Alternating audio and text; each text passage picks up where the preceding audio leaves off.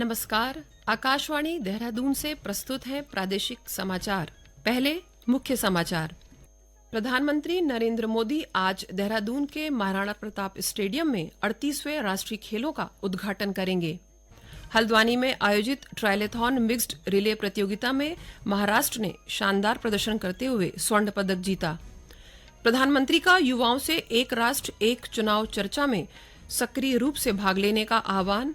और मुख्यमंत्री पुष्कर सिंह धामी ने देहरादून में 530 युवाओं को नियुक्ति पत्र सौंपे। कहा, सरकार प्रदेश के युवाओं को रोजगार से जोड़ने के लिए सतत क्रियाशील है।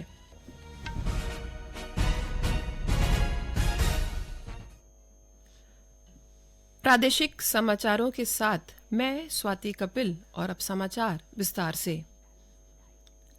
प्रधानमंत्री नरेंद्र मोदी आज देहरादून के महाराणा प्रताप स्टेडियम में 38वें राष्ट्रीय खेलों का उद्घाटन करेंगे। उद्घाटन समारोह के लिए केंद्रीय मंत्री, भारतीय ओलंपिक संघ के सदस्य और राष्ट्रीय खिलाड़ियों समेत विभिन्न अतिथियों का पहुंचना जारी है। प्रधानमंत्री के दौरे को देखते हुए राजधानी देहरादून में सुरक्षा के कड़े प्रबंध किए गए हैं। मुख्यमंत्री पुष्कर सिंह धामी ने भी कल देर शाम महाराणा प्रताप स्टेडियम में विभिन्न व्यवस्थाओं का निरीक्षण कर जायजा लिया। इस दौरान श्री धामी ने खिलाड़ियों के उत्तराखंड आगमन पर भव्य स्वागत किए जाने के निर्देश दिए हैं। पेश है एक रिपोर्ट। उत्तराखंड 38वें राष्ट्रीय खेलों की मेजबानी के लिए तैयार है। खेलों की सभी तैयारियां पूरी कर ली गई हैं। ये खेल 14 फरवरी तक आयोजित किए जाएंगे। राज्य के 8 जिलों के 11 शहरों में राष्ट्रीय खेलों के आयोजन प्रस्तावित हैं। उत्तराखंड में 35 खेलों में कुल 47 स्पर्धाएं आयोजित की जाएंगी। खेलों में भाग लेने के लिए देश के विभिन्न हिस्सों से खिलाड़ियों और अतिथियों के पहुंचने का सिलसिला जारी है। साक्षी सिंह, आकाशवाणी समाचार, देहरादून। 38वें राष्ट्रीय खेलों के तहत प्रदेश के विभिन्न स्थानों पर ट्रायलेथॉन प्रतियोगिता का आयोजन जारी है। 26 जनवरी से शुरू हुई ये प्रतियोगिता 30 जनवरी तक आयोजित की जाएगी।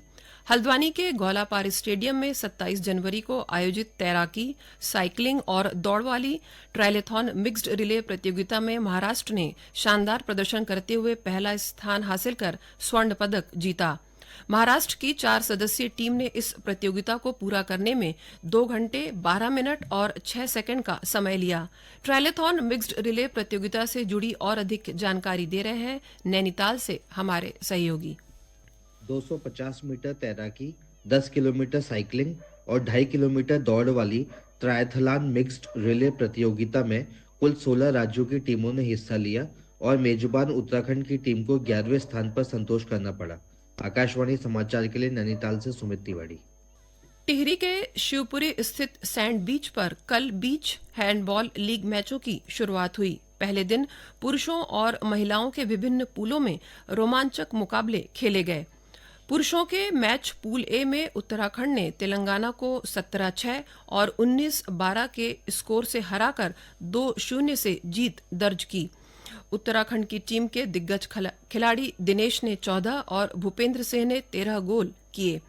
इस तरह एसएससीबी ने झारखंड को 2-0, उत्तर प्रदेश ने आंध्र प्रदेश को 2-0, राजस्थान ने गोवा को 2-0 से हराया। वहीं महिलाओं के मैच पूल ए में उत्तराखंड को महाराष्ट्र के खिलाफ 0-2 से हार का सामना करना पड़ा। साथ ही हरियाणा ने असम को 2-0 से हराया।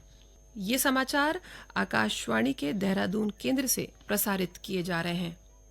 प्रधानमंत्री नरेंद्र मोदी ने एक राष्ट्र एक चुनाव के अंतर्गत एक साथ चुनाव कराने पर जोर दिया है और युवाओं का आग्रह किया है कि वे इस पर विस्तृत चर्चा करें। प्रधानमंत्री मोदी ने आज नई दिल्ली के करियप्पा परेड ग्राउंड में राष्ट्रीय कैडेट कोर एनसीसी की रैली में कहा कि बार बार चुनाव कराने से देश के लिए किए गए कार्यों की गति में बाधा आती है। देश में एक बहुत ही महत्वपूर्ण डिबेट चल रही है और लोकतंत्र में ये मंथन बहुत आवश्यक है। 1 नेशन 1 इलेक्शन, लोकसभा और विधानसभा के चुनाव एक साथ हो और हर 5 साल उसका समय जब निर्धारित हो तब हो। मैं आज विशेष रूप से आग्रह करता हूं, हम बहुत बड़ी मात्रा में इस डिबेट के अंदर हिस्सा लें। मुख्यमंत्री पुष्कर सिंह धामी ने कहा है कि सरकार प्रदेश के युवाओं को रोजगार से जोड़ने के लिए सतत क्रियाशील है। देहरादून में आयोजित कार्यक्रम में प्रतिभाग करते हुए मुख्यमंत्री ने 352 स्वास्थ्य कार्यकर्ता और उत्तराखंड वन विकास निगम के 178 स्केलर के पदों पर चयनित अभ्यर्थियों को नियुक्ति पत्र वितरित किए।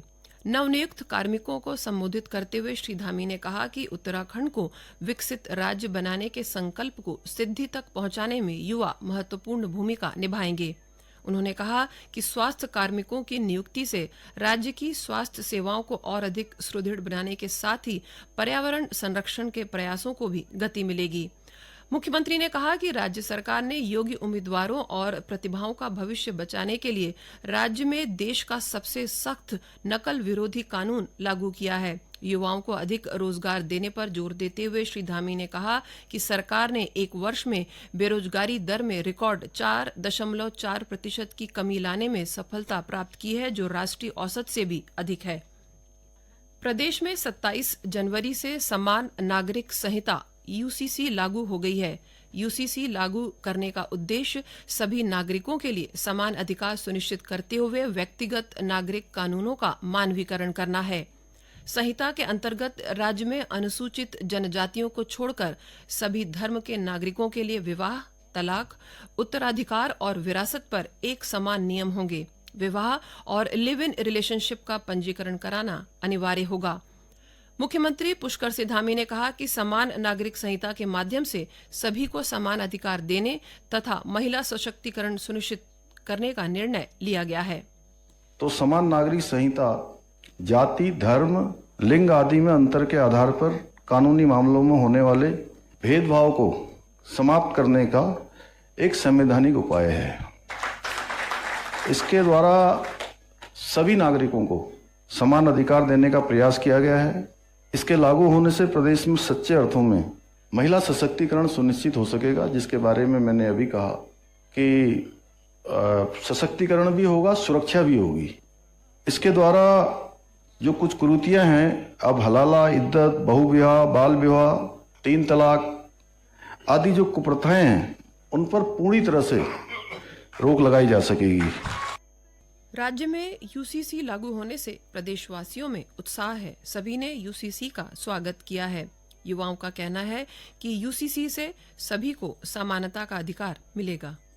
और देवभूमि उत्तराखंड का एक नागरिक आज बहुत ही गर्व फील करता हूं, क्योंकि आज एक ऐतिहासिक दिन है भारत के लिए और खासकर देवभूमि उत्तराखंड के लिए कि आज समान नागरिक संहिता या यूनिफॉर्म सिविल कोड मेरे राज्य में लागू होने जा रहा है। यह कानून हर व्यक्ति को एक समान स्तर पे रखता है, क्योंकि यह कानून जातिवाद, धर्मवाद के विपरीत जाकर हर नागरिक के लिए शादी से लेकर तलाक तक, बच्चा गोद लेने से लेकर लिव इन रिलेशनशिप और संपत्ति के मामलों पर एक कानून रखेगा। यह उन लोगों के लिए एक कठोर कदम है, उन लोगों के खिलाफ जो जातिवाद और धर्मवाद फैलाते हैं हमारे देश में। और मैं आज बहुत गर्व फील करता हूं, बहुत प्राउड फील करता हूं कि मैं उत्तराखंड का रहने वाला नागरिक हूं और ये बहुत ही कठोर कदम है और मैं बहुत खुश हूं इसके लिए। और अब एक नजर आज के समाचार पत्रों की सुर्खियों पर। राज्य में कल समान नागरिक संहिता यूसीसी लागू किए जाने की खबर सभी समाचार पत्रों की सुर्खियों में है। अमर उजाला लिखता है, उत्तराखंड में सब एक बराबर, समान नागरिक संहिता हुई लागू। इस खबर पर दैनिक जागरण लिखता है, स्वतंत्रता के बाद देश में समान नागरिक संहिता लागू करने वाला पहला राज्य बना उत्तराखंड। उत्तराखंड में आज से शुरू होने वाले 38वें राष्ट्रीय खेलों को भी सभी समाचार पत्रों ने प्रमुखता से प्रकाशित किया है। राष्ट्रीय खेलों के आयोजन पर दैनिक जागरण लिखता है, उत्तराखंड में आज से खेलों के महाकुंभ का शुभारंभ, प्रधानमंत्री नरेंद्र मोदी करेंगे उद्घाटन। अमर उजाला और राष्ट्रीय सहारा ने भी समाचार को प्रमुखता दी है। अमर उजाला लिखता है, दिन रात खेले जाएंगे शुरुआती मुकाबले, लाइट से जगमग होंगे क्रीड़ा स्थल, सुबह 6 से देर रात तक चलेंगे मैच। समाचार पत्र आगे लिखता है, इंतजार खत्म, लक्ष्य सेन पीएम को सौंपेंगे तेजस्विनी मशाल, देश भर के 11,000 से अधिक खिलाड़ी दिखाएंगे दमखम।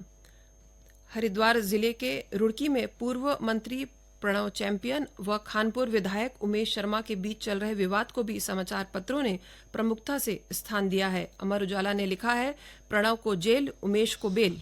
अंत में मुख्य समाचार एक बार फिर। प्रधानमंत्री नरेंद्र मोदी आज देहरादून के महाराणा प्रताप स्टेडियम में 38वें राष्ट्रीय खेलों का उद्घाटन करेंगे।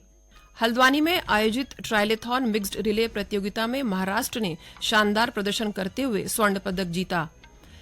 प्रधानमंत्री का युवाओं से एक राष्ट्र एक चुनाव चर्चा में सक्रिय रूप से भाग लेने का आह्वान और मुख्यमंत्री पुष्कर सिंह धामी ने देहरादून में 530 युवाओं को नियुक्ति पत्र सौंपे। कहा, प्रदेश सरकार ने युवाओं को रोजगार से जोड़ने के लिए सतत क्रियाशील है। इसके साथ ही प्रादेशिक समाचारों का ये अंक समाप्त हुआ।